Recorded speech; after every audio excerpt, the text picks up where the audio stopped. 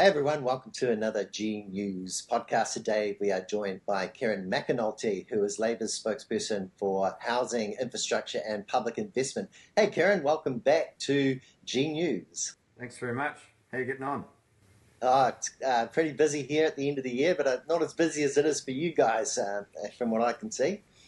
Oh, look, I think everyone's busy in their own way at this time of year. People wanting to get things tidied off before they have a bit of time with friends and family over the summer, and it has been a long year for all of us. So you've been flat out trying to cover all the disastrous decisions of this government. They're keeping you busy as much as us.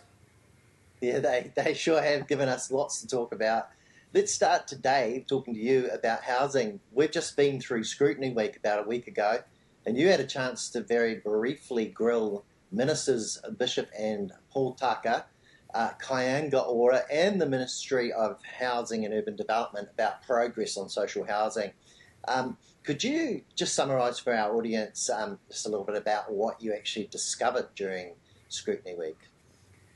Yeah, well, Scrutiny Week's a great opportunity for us to ask questions of ministers and of departments, and they really are required to address the questions in much more detail than they are in question time, where they're only really required to address the question. But we only had Bishop and Paul Tucker for half an hour, and when the chair of the committee gives you one primary and two supplementaries, within half an hour you don't really get a chance to then come back to it. So I sort of had to get straight to the point. And I asked Bishop whether he was on track to deliver the houses that he promised as part of Budget 2024. That was 1,500, which he paid for by scrapping the first home grant. And then there was another 550 just for Auckland announced in Budget 2025. It might sound a lot, but it's important to remember that the year prior to the election, Kaianga Ora was delivering 5,000 houses a year. These guys came in, they've stopped Kaianga Ora expanding their number of houses, and that funding that was only for community housing providers actually is a fraction of what community housing providers were getting under us. So the total number of social houses that are being built is significantly lower. But I wanted to know whether they were on track to deliver. They said that they would do so by those 1,500 that they announced in Budget 24 by June 27, and I thought it was a good opportunity to get an update. Well, Bishop said, yep, we're on track. That's the advice that I've received. I thought, well, that's interesting, because I've got a document here from the ministry advising him in August that they weren't on track. And at that point, when I revealed that, he was like, oh, well, actually, I don't control how quick these happen, and consents and community housing providers, it's on them, and was full of excuses. My point simply is, if you've been advised that you're not on track to deliver, don't pretend that you are when you're asked a straight question. Yeah, it was really interesting to sort of watch the shift from confidence to sort of like, excuses. And then kind of, I think later on you were talking to the Ministry of Housing and Urban Development, or Kaianga Ora, both of them actually, trying to flesh out what the hell's going on with this 1,500. But in Parliament we saw Chris Hipkins stand up and sort of talk about this great difference between the number of houses that were being supplied under Labor versus this 197. Just expand on what that actually, how those figures came from. Yeah, well, I mean, this is a problem for the government that's of their own making.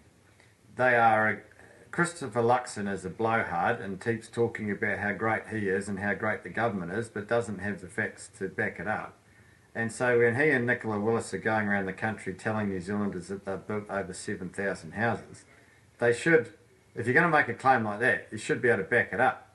The problem for them, of course, is that what they are doing is they are claiming credit for houses that were funded and commenced under the last government, because during the campaign, they promised that they would build enough houses to solve the housing crisis, essentially. They said that they would build more houses than we did, which is a lofty promise, given that we built the most houses of any government since the 1950s.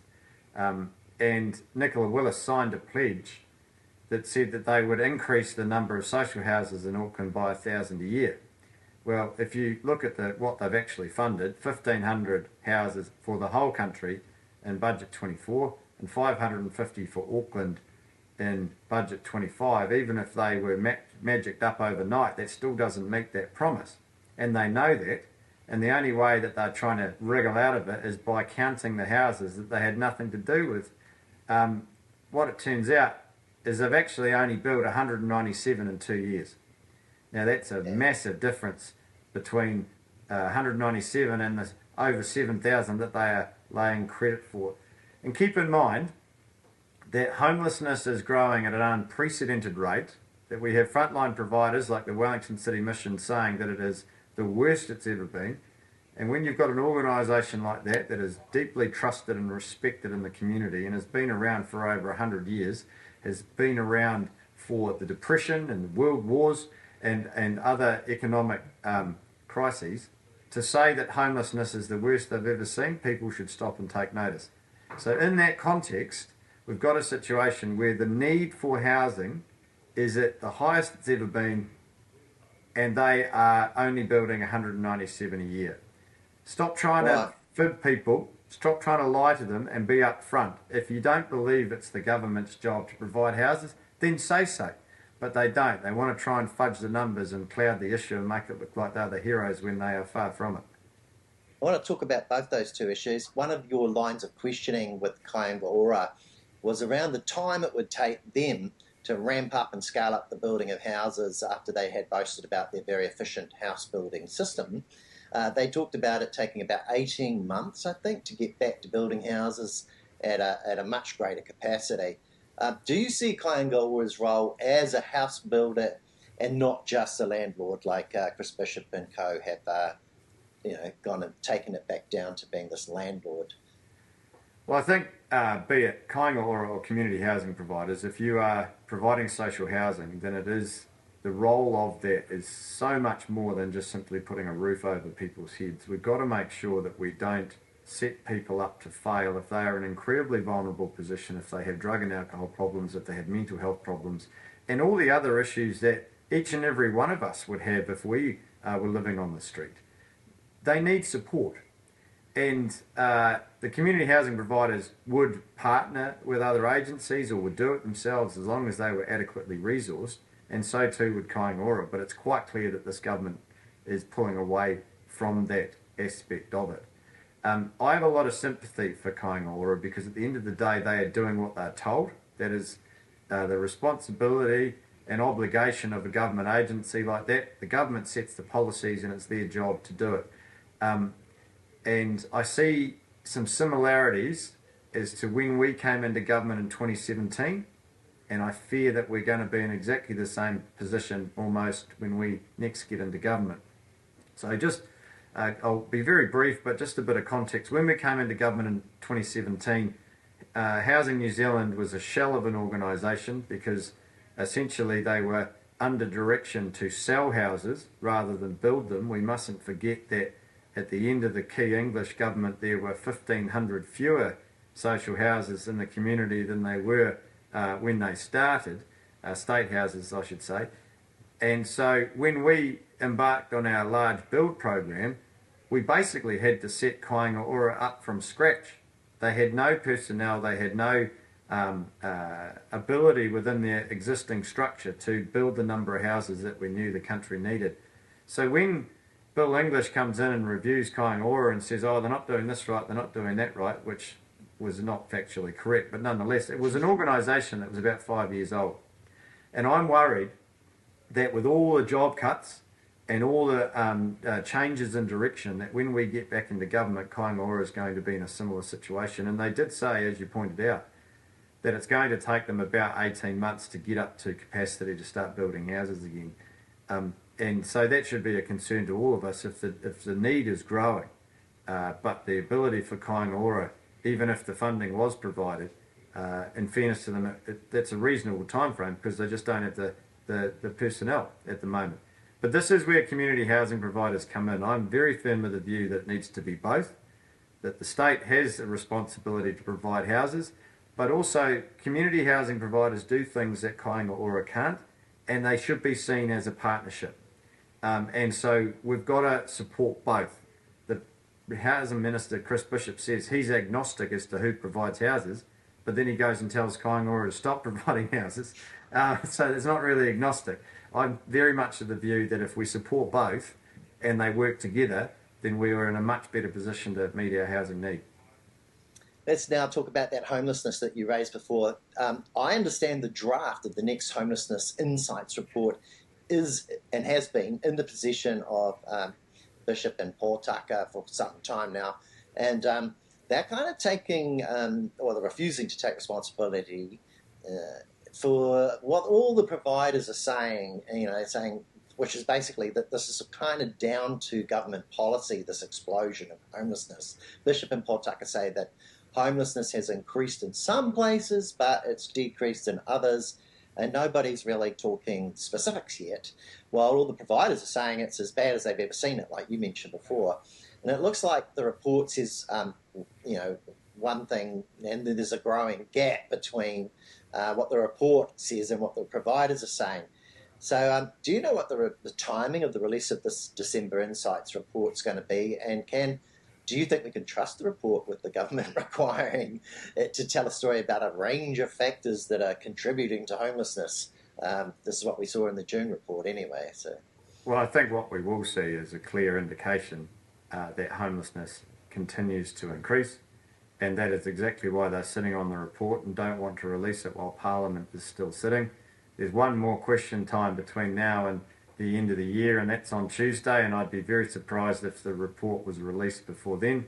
It might coincidentally be reported when Parliament is no longer in session, and wouldn't that be convenient for them? But you'll see that the language in these reports are very soft. They say that some providers suggest that it may be down to government policy, although that can't be verified, etc., etc. And I think Kiwis aren't dumb, right? They can figure it out for themselves. You've got everyone that's actually working on the front line and working with homeless people are saying the minute the government changed the entry criteria to emergency housing, we started to see an increase in homelessness.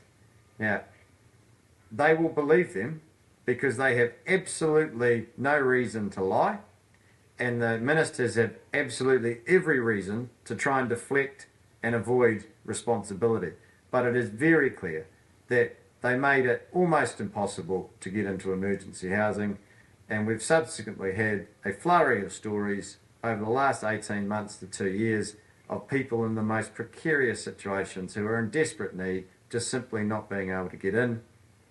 People that are discharged from hospital, don't have anywhere to stay, can't get into emergency housing, sleep in the car, get admitted back to hospital from complications from doing so, pregnant women, women and children escaping domestic violence. The list goes on. It is absolutely disgusting, and there's only one motivation why they're doing it, and that is to not spend money. And every time I've mentioned that, they get on their high horse and they scoff and all that sort of stuff. Well, I have a very simple question for them. Why then did the Finance Minister ahead of Budget 2025 talk to the media celebrating saving $1 billion from changing the entry criteria to emergency housing? They celebrated saving money by keeping people on the street. It is heartless, and I can tell you one thing. If I was the Housing Minister and I was responsible as a result of my policies for an unprecedented increase in homelessness, I wouldn't be able to sleep at night, and I don't know how they do. Exactly. So we've been hearing about 300 housing first houses, and it's been touted as a solution for the homeless people on the street. I think we heard 44, only 44 have been tenanted back on the 3rd of December. So this is a long way since August when they first announced this, and that there'd be 300, which would alleviate the problem. Why is it taking so long for people just to put people in a home? Well, let's not forget that for months and months and months, they denied that there was even an issue. And now, eventually, with public pressure and more frontline providers coming forward and the media taking interest and taking notice, they decided that they would make an announcement of 300 housing first places, which was a drop of water into an empty bucket. Didn't even touch the sides of what was required.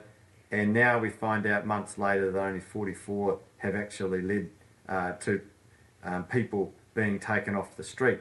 Now you can guarantee that in that time, the number of people that are sleeping rough has increased more than 44, and it's probably increased more than the 300. This was simply a PR exercise to make it look like they're doing something, and then we find out that it hasn't actually led to people being taken off the street. The Prime Minister likes to refer to this whenever he's put under pressure, but the facts speak for themselves. It has not led to 300 people being put into a home. And also he likes to talk about the so-called thousands of people that have left emergency housing into social houses, none of which this government paid for or delivered. We are heading into, quite frankly, a disaster, and they know that, and that's why they are talking about things like sweeping away the homeless from Auckland CBD so that we can pretend to tourists that are visiting our country that all is well and everyone is happy, whereas actually all that is doing is sweeping the problem and the issue. I shouldn't say problem because I don't want there to be stigma attached to these people. The issue out to the suburbs. So they say that people don't want to come into the CBD because of the homelessness problem. Well, if that is the case, I wonder how these people will feel when homelessness is pushed out into their doorstep. Yeah, these move on orders before Christmas. I listened to Christopher Luxcon assuring Mike Hosking that the streets will be swept clean of homeless people in Auckland before Christmas, which is only 12 days away now. And so moving them on when retail is actually doing fine. It's been doing fine for 5 months in a row. And we've got record low disorder in terms of police numbers right now. That's what I've seen. I mean, this is kind of crazy, isn't it? Like we're moving them on. Is this really who New Zealanders are now? Well, I think most Kiwis would just like the problem to be sorted rather than hidden. And that's all they're trying to do. And it's fascinating to observe the Prime Minister talking to an audience like News Talk ZB, where he can show a bit of bravado and look like the tough guy. But actually, when he's under pressure in Parliament, he's like, oh, no, we will make sure we look after them. You can't get very far when you're saying different things to different audiences. And I think the comments that are closest to the truth were the ones that he gave to Mike Hoskins. He just wants to sweep them away. He wants to make it look like all is well and then wash his hands of it and say, we've solved the problem. And they haven't. They have made it worse, and they're doing absolutely nothing to sort it. Let's talk about infrastructure and rates capping. You've said there's a couple of risks with just capping rates at 4%. Councils, for one, could be applying exemptions to get around that, just go around the exemption, or they could just choose not to do the work that's really needed to be done. Can you explain a bit for our audience what you might have seen with rate caps in other jurisdictions? Well, first of all, I just want to say that nobody wants to see rates increasing the way they are. And when we are expressing concerns about the rates cap, that does not mean we want higher rates. It just means that we're being upfront about this being yet again another PR exercise to make it look like they're doing something, when actually it's not going to solve the thing. That's all we're saying about rates caps. The fact is that the local government sector is no longer fit for purpose and it's not sustainable, and as long as rates is the primary revenue for councils, we will continue to have this problem in the future, and all this is doing is shifting it down the line. Now, why are rates increasing? It's because for many decades, big infrastructure, be it building or maintaining of our core infrastructure, was deferred, and now it's coming to a head. And putting a cap on rates is simply going to mean that the work that needs to be done now won't be done, and it'll be pushed down the road even further. So the things that we need to be built won't be built, and the things that we need to be maintained won't be maintained. And you can see this overseas in Australia, where they've tried a rates cap policy. They had a series of exemptions. It was a lot more flexible than the one this government has proposed.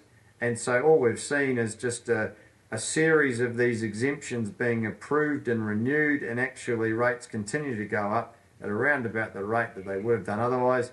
but the state government's saying, hey, look, we've capped rates, but it doesn't add up, right? And people, I think they're going to be able to figure this out themselves very quickly when they see that either their rates are going up like they would have done otherwise because the government's approved all these exemptions, or if they follow through with what they're saying now that they won't be approving exemptions unless it's under essentially emergency circumstances, then the work won't get done. And they say, oh no, well, water is exempt. Yes, well, we know that the water fees that are going to come are going through the roof because they were dishonest with the country to begin with. They scrapped our water reform, which did add up and would have prevented significant rate rises, and replaced it with a regime that even their own advice from the Department of Internal Affairs said doesn't add up. And here's a prime example to show why it won't. From Council's own projections, over the next 30 years, we need to spend $185 billion on water infrastructure. Now, currently the only way to pay for that is through rates, and it will need to be through borrowing. And the whole premise of our water reform was to acknowledge those truths and find a way to make it as cheap as possible to borrow the money to do that work whilst also keeping some regional aspect to it. What these guys have done is dismissed the 30-year projections and used the long-term plans of each council, which is only 10 years of projections, knowing full well that the majority of the 185 billion was from years 11 to 30, and what was in the long-term plan was not a third of that projection, it was only a much smaller amount. And then they make it look like their plan adds up, but it still doesn't. Once we have these 40 entities underway, they will be borrowing at a rate that will mean rates go up significantly. So whilst on one hand they're making it look like they're capping rates, on the other they know that their water reforms are going to lead to increases in the thousands, and they've set it up in a way to say, well, no, that was separate, that's the entities, that's their problem, that's their responsibility, we're responsible for the rates cap, how good are we? That's exactly what I was just going to ask you. We also heard that they suddenly got this big surprise, $9 billion. Yesterday it came out in the news that it's actually all going to cost $9 billion more than the government had expected. And as you say, I mean, these giant rates bills are likely to be substituted with giant water bills. What's your take on whether we would have actually done better with Three Waters than all of this? Well, as our water reform landed, we made some changes towards the end, taking into account the feedback from locals that they would like more local input. I mean, at the end of the day, the most efficient way to do this would be probably one or two entities, one for the whole country or one for the North Island and one for the South Island. But even from the start, we recognised that that would be too much because there wouldn't be enough local input. So we settled on 4. And then when I became minister, I reviewed it and then settled on 10. And actually, once I announced that, the majority of councils were broadly comfortable with that. But we ran out of runway and the election happened and the rest is history. But we could demonstrate that by having those entities at that size and that scale, they could borrow at a rate that was far lower than anything that these 40 entities that we've now ended up with will be able to borrow. And it all comes down to that. We have to borrow to do this infrastructure, so let's try and make that as cheap as possible. So the rate of borrowing would have been cheaper under ours than it is under the government's. Now they will dispute that, but in a pretty weak fashion really. I know the Minister of Local Government was quoted in the media and he was just sort of floundering around and didn't really have an answer. But here's the facts. The minute the government scrapped our water reform and implemented their own one, the rating agencies downgraded our councils. So immediately it became more expensive to borrow, and these entities won't have the same credit rating as the ones that we were looking to establish. There is no doubt in my mind, and it's backed up by all the reviews and all the advice that we had out in our time of government, that our water reform would have saved ratepayers money, and this government's water reform is going to cost them money. And it is no surprise that we see news reports of a cost of $48 billion and then a week later that projection goes up to 9 billion. They knew that would happen. They knew this all along. They were told it would happen. They didn't care. They were looking for a political solution rather than an actual solution. That's entirely on them. And I would encourage everyone that gets a significant increase in their rates bill or their water charges to send a copy to their national MP, because at the end of the day, they voted for this and that's on them. RMA reform. The Prime Minister and Chris Bishop refer to this as a generational change, but that's a big lie, because Labor reformed the RMA and put a new law in place in 2023, only to have the non-partisan Chris Bishop repeal and replace that law with the old RMA, which everyone agreed was not fit for purpose. So what do you make of the spin around this being generational change, and what parts of the new RMA are Labor okay with, and where do you see the most concern? I just don't really know what Christopher Luxon is thinking. You know, when he comes out and says no government has had the guts to tackle RMA in the last 30 years. And all the media were like, well, hold on, the last government did, and you guys scrapped it. Like, who are you trying to kid? And I think it just goes to show the superficial nature of this bloke, who just, all he thinks about is headlines and key messages. There's no substance underneath, and it doesn't take long to scratch through to reveal that. And sometimes, like in this example, he just does it himself. But it speaks to the fact of the matter is that the RMA was not fit for purpose, and everybody agreed. It is a massively important piece of work, and we do need to streamline things, and we do need to make it easier to build houses and key infrastructure. That's why we reformed it. But being able to balance out the need to build infrastructure quicker and the need to balance the environment, that is a massive piece of work, and that's why David Parker, over 6 years, methodically went through, reformed it, and landed in a place that was going to achieve our economic objectives, but also preserve our environment. And both those things are important to most New Zealanders. This lot came in, scrapped it, went back to the old RMA. So all the work that local councils and housing developers and social housing providers and infrastructure companies did to get their head around the new system and ready to go, they had to scrap all that, go back to the old system which wasn't working for them. Then the government said, oh, well, the RMA isn't working. What we need is fast track and to give ministers unprecedented powers. And we've spoken before about the ham-fisted way in which they went about that and broke Parliament's rules and in order to do it. And the Clerk of the House advised that their legislation was giving private benefit to individuals and companies, which is a massive no-no. And so they've done that. Under public pressure, they pulled back on the ministerial special powers. They got the fast track through. Then they've done a swifty and brought an amendment bill to give themselves back those powers again. They were too gutless to front the public about it, and they didn't want to have a debate in Parliament like they would have had to if they moved an instruction to the committee. So they leaned on the select committee chair to do an 11-day submission process so that they could catch people off guard, and then they've rushed through the rest under this urgency that we're currently sitting through. It is gutless and cowardice stuff.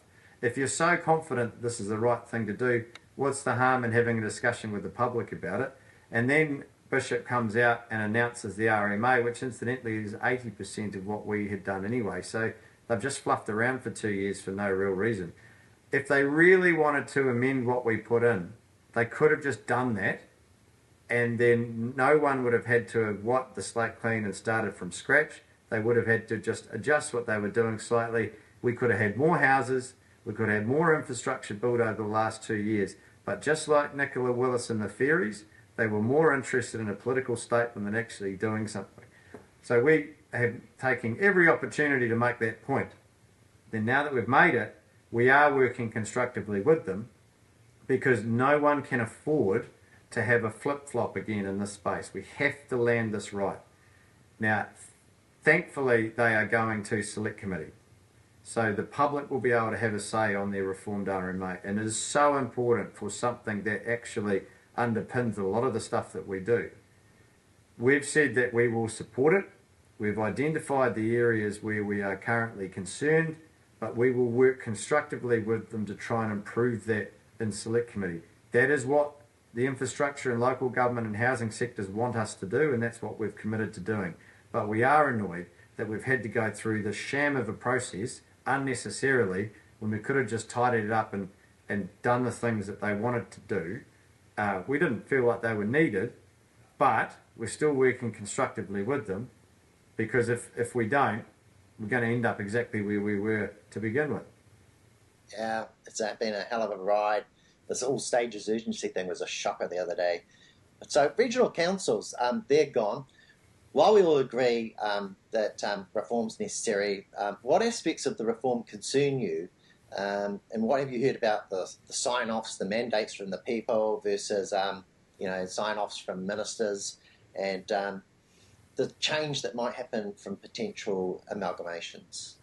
Well, I'm personally very firm of the view that we need to restructure local government. If I gave you a blank piece of paper and asked you to design the best form of local government, there's no way you would come up with 76 councils.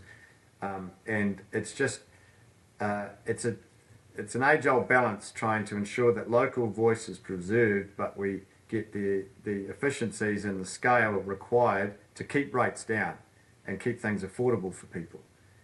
So I live in Wairarapa. And so for a region of sort of between 40 and 50,000 people, we have 3 district councils.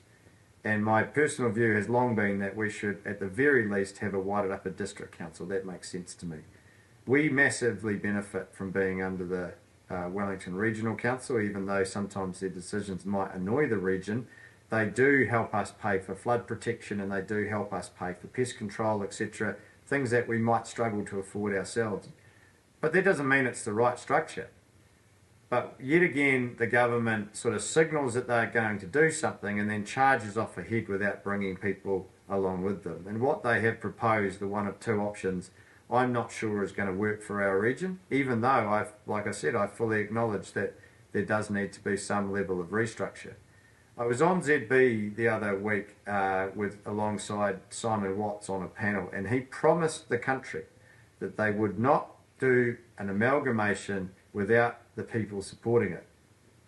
That's neglecting the fact that what they've proposed and the way they've designed it will lead to exactly that. It's requiring the regions to come up with a proposal as the best way to have local government in their area, but the final sign-off and the final decision rests with the minister.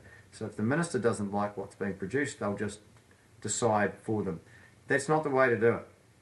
We do need to restructure it, but you've got to bring people with you, and you've got to explain the reasons why they're not interested in that. I think they've already made their minds up. They've already got an idea of what they want to do, and we're going through this fast of a process for them to just ultimately decide. If they have, why don't they just say and explain to people what it is they want to do and why they want to do it, rather than going through all this monotony. Yeah. Finally, as a betting man, you've said Labour are in with a shot. And how did the Labour conference go from your point of view? And what are the big choices you see New Zealand having to make heading into the election next year? Yeah, look, the conference was really great. It was the largest number of delegates that we've had at a conference for over a decade. We actually had to go and book an overflow room because there were more people registered than the reasonably large venue could cope with. So that was a great sign, and the feedback from delegates was really positive. Everyone was behind the announcement of the Sovereign Wealth Fund because they could recognise that that is a clear counter to what the National Party are talking about. They will campaign on selling state assets, and we've got a policy to preserve them and reinvest the dividends into infrastructure and jobs and businesses, etc. And I'm pretty confident that most New Zealanders will think that's a better idea. They've seen what has happened when we've sold assets. They know that John Key sold 49% of our power companies, and they know that their energy bills have gone up subsequent to that. So there's a lot of positivity around that. So too around our plan to give everybody 3 free GP visits, every woman that needs it free cervical screening, and our plan to help GPs into setting up practices in areas that need it. This is all positive stuff, and this injection of funding into the health system is what every New Zealander instinctively knows needs to happen. Everybody knows the health system is stuffed and that it's underfunded, and that money has to come from somewhere. And so by linking our capital gains tax, excluding the family home, as a way to fund the health system, I think it's landed really well. So now the National Party, when they go into the campaign on a promise of selling assets, needs to explain to New Zealanders why they don't think they should get free GP visits, and why women shouldn't get cervical screening, and why they don't want to help GPs set up clinics where it's needed. That's going to be a hard sell for them. So I'm feeling quite optimistic. I'm happy where we are at with the polling at the moment, where many polls have us polling above national, and those that don't have us just behind. But having said all that, you started this question acknowledging that I do love a punt. I would still rank it as a 50-50 shot. Now, I know that comes as a surprise to a lot of people, and it might look a little bit pessimistic, but I just think it's realistic. We are in a good place, but we've got 12 months roughly to go, and there's a hell of a lot of work still to go. We're up against a government that I think many times is less than truthful, and they demonstrated that with their, frankly, pitiful attempts to discredit our capital gains tax by telling the country that it applies to all the areas where it doesn't. So we know that they are going to go hard, and they're probably going to be a well-funded campaign. And so we know that we need to get out there and knock on doors and talk to as many people as possible about our positive alternative vision. It's going to take a lot of work, and I don't think any of us should be under any illusions that the election result is a foregone conclusion, because it isn't. We've got a lot of work to do to get there. Excellent. Well, our audience will be there every step of the way with you. Well done, Kieran. Thank you so much for talking to us again today, and have a very great Christmas, and all the best with what's left of the parliamentary block coming up. And hopefully we'll all talk to you again in the new year about further progress on these matters. Thanks very much. Can I just take the opportunity to acknowledge the work you've done over the last year? As you've shown in this interview, you watch the select committees, you watch question time, you distill it down in a way that everybody who is busy in their own lives can sit down and watch or read, and it cuts through. And I think you're doing a tremendous job. So can I wish you and your family a lovely Christmas, and also extend that out to everybody that follows your page. I know you've got a really strong and loyal following, and I know that they generously support you to enable you to do what you're doing. So to you and them, I just hope you all have a lovely Christmas. Thank you so much. See you later, Kieran. Cheers, mate.